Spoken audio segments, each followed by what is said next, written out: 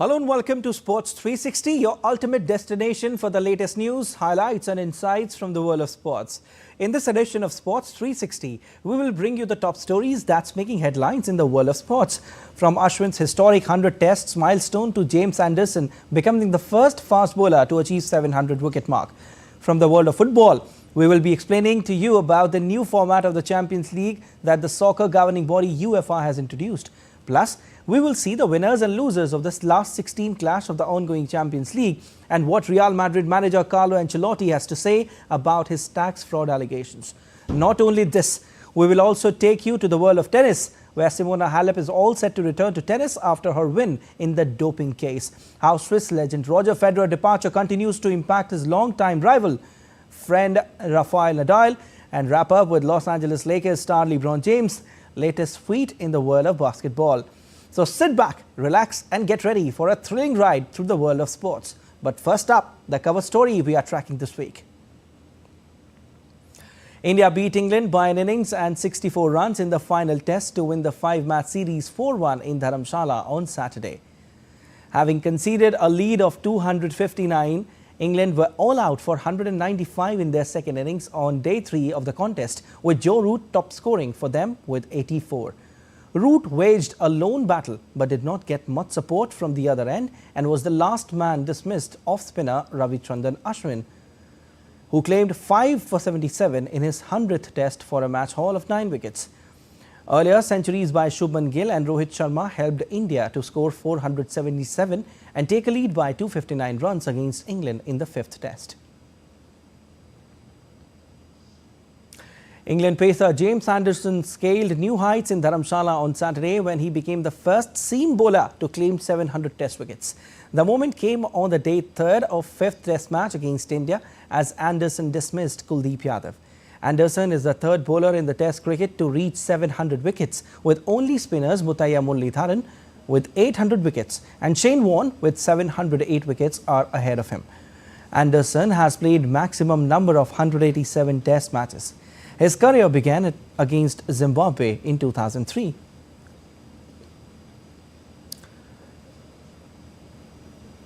Well, India's spin wizard Ravichandran Ashwin achieved a remarkable milestone by becoming the 14th Indian cricketer to play 100 tests when he took the field during the 5th test against England at Dharamshala, garnering accolades and admiration from fans and peers alike.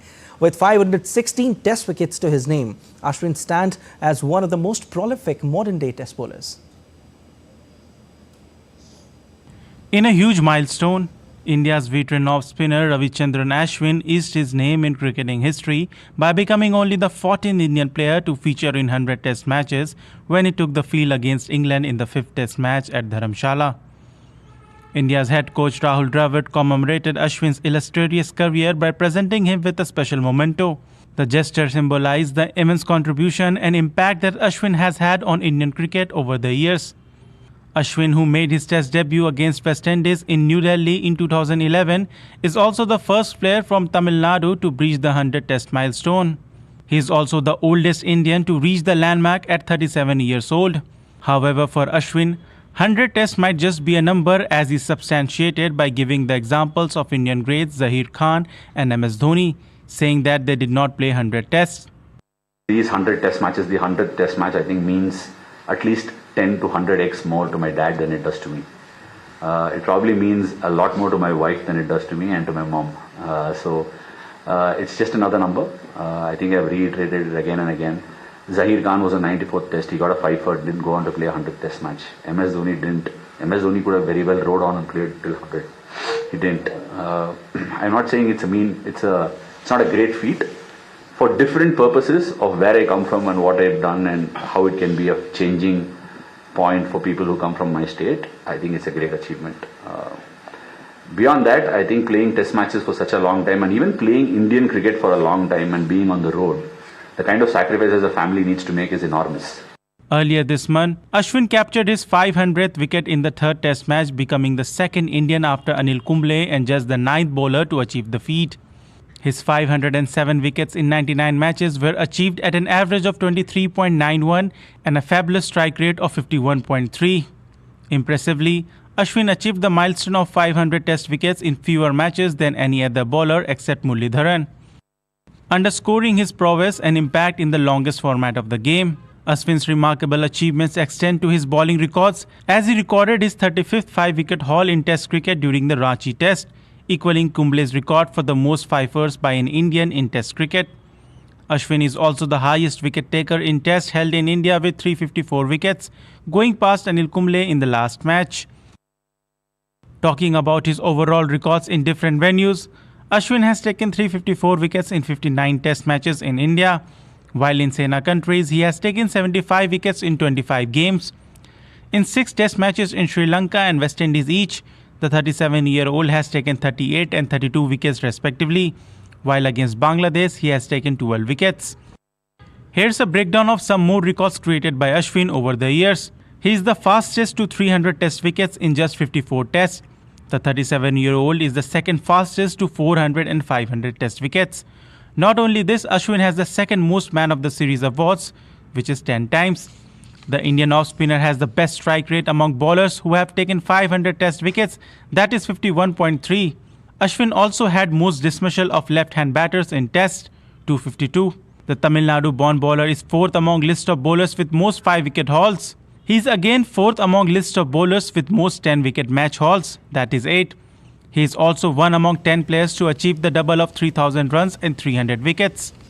Beyond his bowling exploits, the all-rounder has also scored 3,309 runs in the format, including 5 Test centuries with a batting average of 26.47. His all-round contributions have played a pivotal role in India's success on the international stage. When the going gets tough, the tough gets going is a saying, but Ashwin has shown it over the years that he means it. It is with this grit and determination Ashwin managed to become the oldest Indian to reach the milestone of 100 Tests. Sports Desk, DD India. In a new change, UEFA have announced a new and exciting format for the 2024-25 edition of the Champions League. From the 2024-25 season onwards, 36 clubs will participate in a single league phase instead of the present group stage format where 32 participants are divided into 8 groups of 4. This change, known as the Swiss model, marks a departure from the traditional group stage format and introduces a more inclusive and dynamic structure. Football governing body, the Union of European Football Association, has announced a new format of the Champions League for the 2024-25 edition. The league will see a significant change in the group stage format and the number of teams taking part in the tournament. From the 2024-25 season onwards, 36 clubs will participate in a single league phase instead of the present group stage format where 32 participants are divided into 8 groups of 4.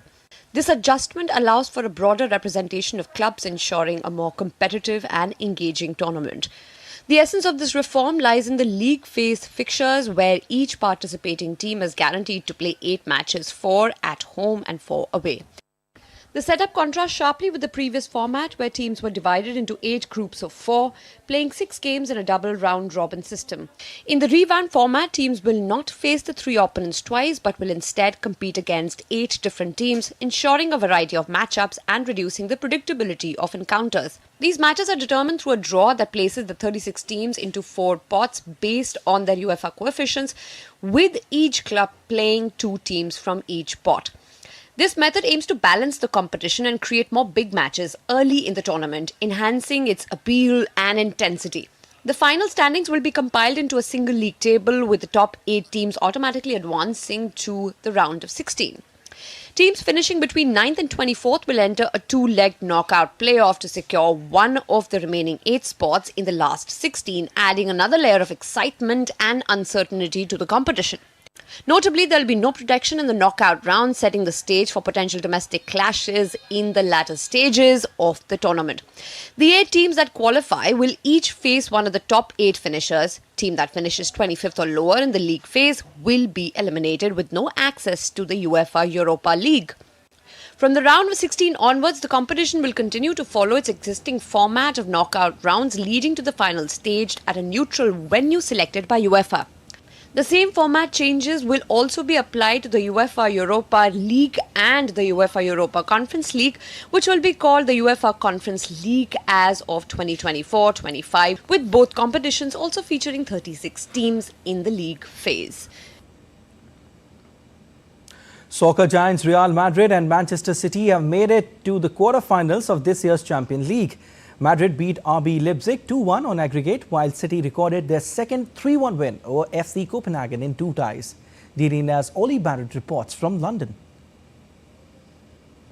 Well, 4 of the 8 spots for the quarterfinals are now settled. Real Madrid with a slightly nervy win in the end over RB Leipzig, perhaps more narrow than they would have liked. For Manchester City, it was much simpler, much easier, cruising past FC Copenhagen, really.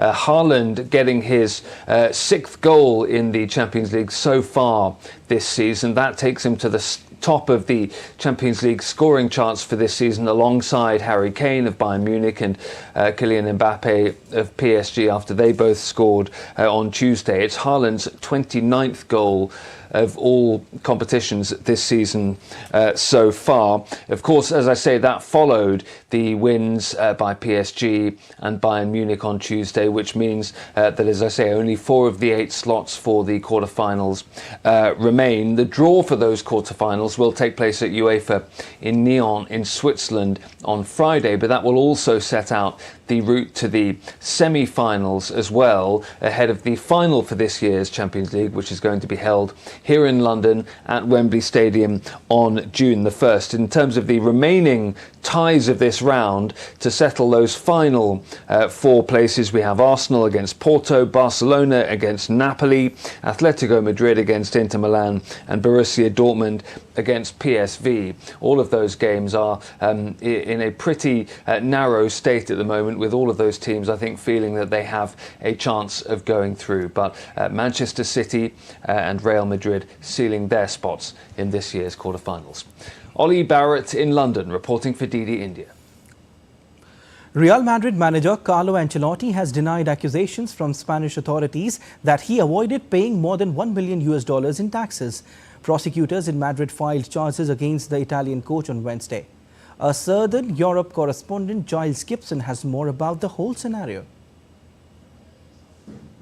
Spanish authorities are calling for Carlo Ancelotti to receive a prison sentence of 4 years and 9 months if he's found guilty of tax fraud. They are accusing Ancelotti of overseeing a group of shell companies that they say had a confusing and complex structure that allowed him to hide some of his earnings.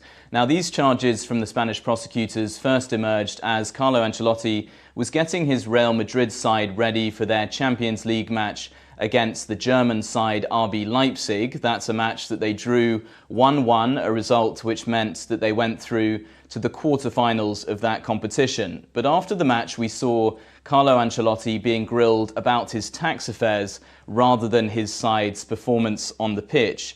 He told the Spanish outlet Movistar that it's an old story that started years ago, saying that there is a dispute between him and the Spanish tax authorities about exactly when he has been a tax resident in Spain, also saying that he is innocent and let's see what the judge decides. Now, Carlo Ancelotti is undoubtedly an icon of European football, having a very successful playing career, first at several sides in Italy, including most prominently at AC Milan during the late 1980s and the early 1990s. He then went into management after he retired as a player, taking charge of really some of the biggest sides in Europe, including Real Madrid, AC Milan, Chelsea and Paris Saint-Germain in France.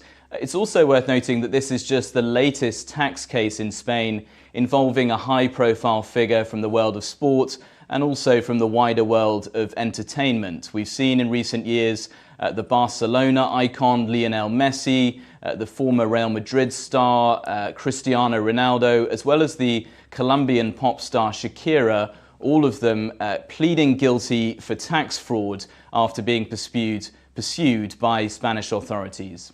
Giles Gibson in Rome, reporting for DD India. Defending champions England were handed a tough group including France and Sweden in their women's Euro 2025 qualifying campaign following the draw. France are ranked number 3 in the world with England at 4 and Sweden 5. The Euros qualifying campaign begins in April. World champion Spain will take on Denmark, Belgium and Czech Republic in Group A2, while Germany, 8 times European champions and runners-up in 2022, face Austria, Iceland and Poland in Group A4. The top 2 in each League A group qualify for the finals in July 2025 alongside hosts Switzerland, who compete in League B, although their automatic qualification is assured. The remaining 7 spots will be decided by 2 rounds of playoffs. In a major development for India's sportspersons, Minister of Youth Affairs and Sports Anurag Singh Thakur announced that Khelo India athletes will now be eligible for government jobs. Take a listen. There is a big announcement for sportsperson. In keeping view with our Honorable Prime Minister's vision of robust sports ecosystem, nurturing the talent at the grassroots level and turning sports into a lucrative and viable career option, Khelo India athletes will now be eligible for government jobs. Khelo India winners, runners-ups, medal winners. So I am pleased to announce that DOPT, which is the Department of Personnel with the Government of India, in consultation with the Indian sports, they have made a significant decision, progressive revisions in the eligibility criteria for sportspersons seeking the government jobs. That means from today onwards, the players who are the medal winners in the Khelo India Youth, University, Para and Winter Games, they will be eligible for government jobs.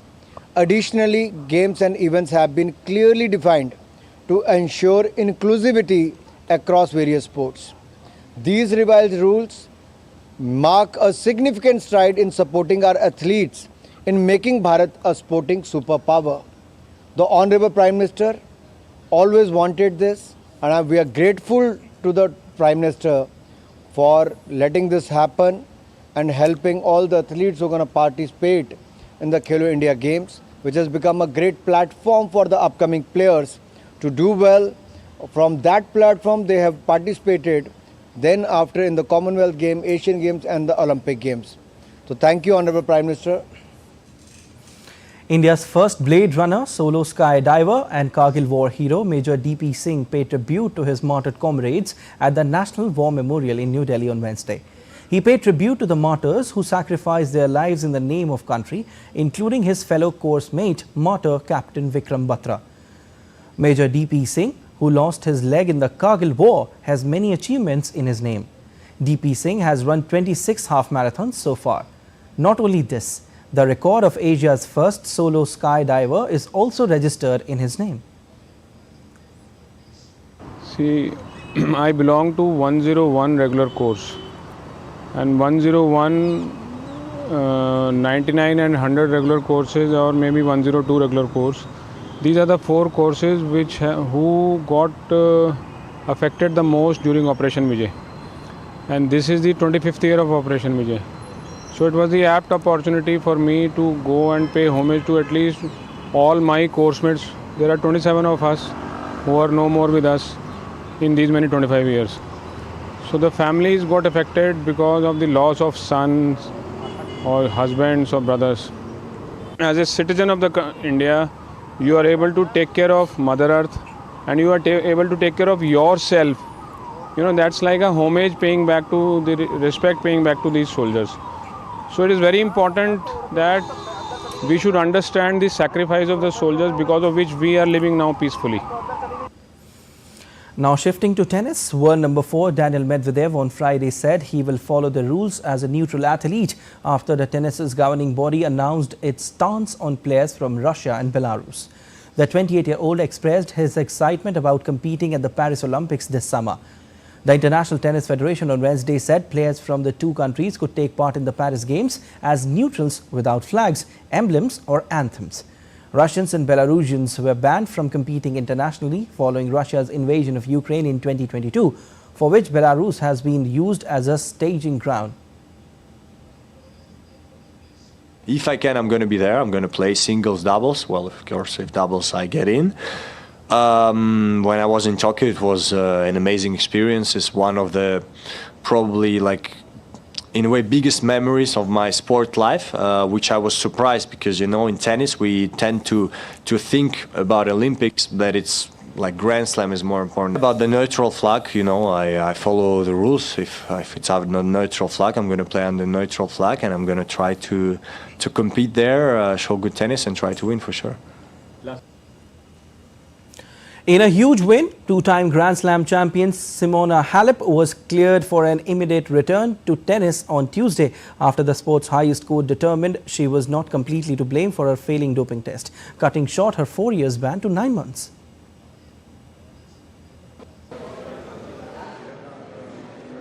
Former Wimbledon and French Open champion Simona Halep on Tuesday won doping appeal after the top court for global sport, the Court of Arbitration for Sport, cut short her 4-year doping ban to 9 months, a ruling that represents a major victory for the Romanian former world number 1. The Lausanne-based Court of Arbitration for Sport determined that her suspension should be reduced to 9 months, which she has already served, clearing her for an immediate return to tennis. In a statement, CAS said that it has unanimously determined that the 4-year period of ineligibility imposed by the ITF Independent Tribunal is to be reduced to a period of ineligibility of 9 months starting on 7 October 2022, which period expired on 6 July 2023.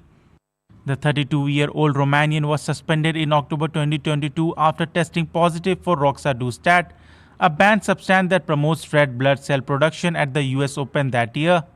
She was also charged with another doping infraction last year due to anomalies in her athlete biological passport, which is a mechanism for monitoring several blood parameters over time to detect potential doping. She was obviously thrilled with the result.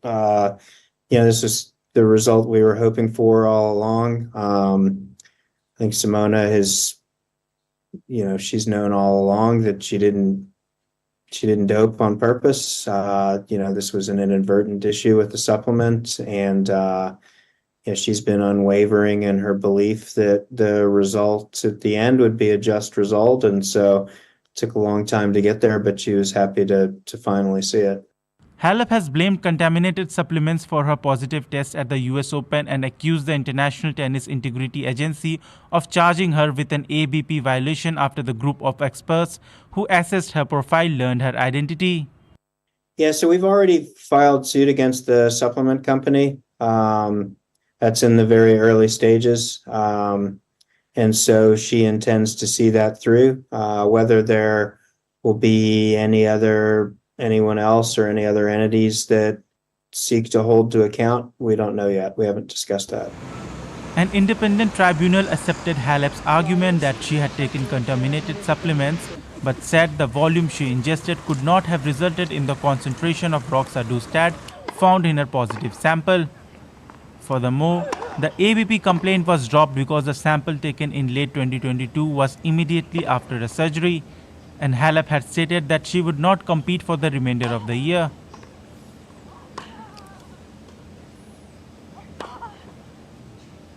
And tennis legend Rafael Nadal continues to mourn Roger Federer's departure from the sport. Federer retired from the sport at the age of 41 in September and signed off with an appearance alongside Nadal at the 2022 Lever Cup. The pair shared arguably the greatest rivalry in tennis and met on 40 occasions in total, helping shape the sport for much of the 21st century so far. I got emotional because an important part of my life, professional life, left. It's true, and at the end of the day, with Roger, we share our most important moments in our tennis careers, probably playing against each other. And when you spend time on the tour and when you are young, you think about winning, rivalries, try to be the best always. But after a super long career, you have a lot of respect for your rivals. You have a lot of admiration for what they do, and in that case with Roger, at the same time that we have a little bit more of that because we have a personal relationship. So have been, first of all, emotional because probably the most elegant player that I ever seen left the tour. Second, as I said before, a part of my life left with him, but that never pushed me to any retirement. What put me in a position to be close to retirement is my body more than anything else now, because in my mind is healthy in terms of passion for what I'm doing. All right, that's it in this edition of Sports 360. News and updates will continue.